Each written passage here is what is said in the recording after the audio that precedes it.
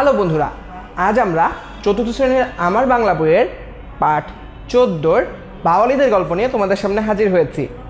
আমরা এই গল্পে বিভিন্ন ব্যাপার সম্পর্কে জানতে পারবো। এই পুরো গল্পটি সাজানো হয়েছে সুন্দরবনকে ভিত্তি করে।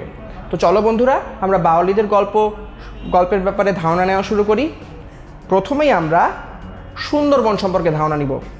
গল্পের প্রথম অংশে আমরা দেখতে পাই যে সেখানে সুন্দরবনের ব্যাপারে খুব গুরুত্বপূর্ণ কিছু তথ্য দেওয়া রয়েছে। যেমন সুন্দরবন বাংলাদেশের দক্ষিণ পশ্চিম কোণে বঙ্গোপসাগরের তীরে অবস্থিত। অর্থাৎ বন্ধুরা, এখন যদি তোমাদেরকে কেউ জিজ্ঞেস করে সুন্দরবন কোথায় অবস্থিত, তোমরা সরাসরি উত্তর দিতে পারো যে বাংলাদেশের দক্ষিণ পশ্চিম কোণে বঙ্গোপসাগরের তীরে সুন্দরবন অবস্থিত। সব গাছই বঙ্গোপসাগরের লোনা পানিতে বেঁচে থাকে। বন্ধুরা, কিছুক্ষণ আগে আমরা যেটি জানতে পারলাম, অর্থাৎ বাংলাদেশের দক্ষিণ পশ্চিম কোণে বঙ্গোপসাগরের তীরে সুন্দরবন অবস্থিত।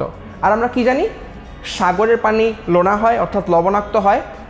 অর্থাৎ সুন্দরবন যেহেতু বঙ্গোপসাগরের তীরে অবস্থিত, তাই এর মাটির নিচের পানিগুলো লবণাক্ত এবং এর আশেপাশে যে পানির ভিত্তিগুলো রয়েছে সেগুলোও লবণাক্ত।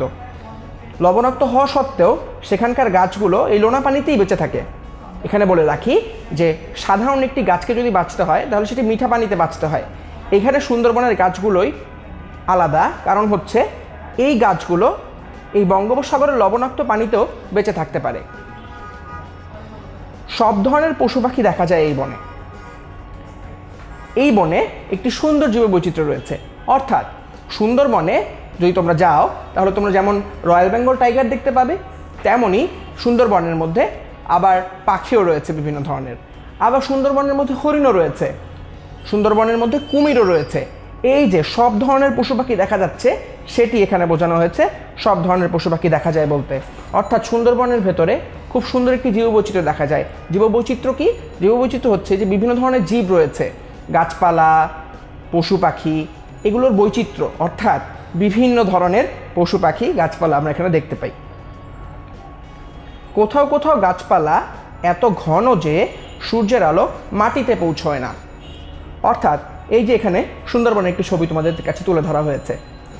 এই দুই সাইডে হচ্ছে যে বনগুলো তোমরা দেখতে পাচ্ছ, একটু লক্ষ্য করে দেখো যে এখানে গাছপালাগুলো কত ঘন।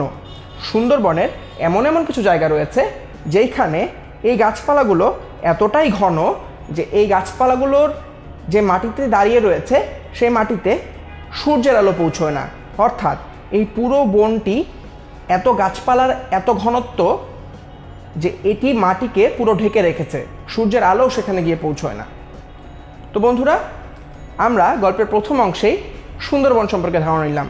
দেখা হচ্ছে দ্বিতীয় পর্বে।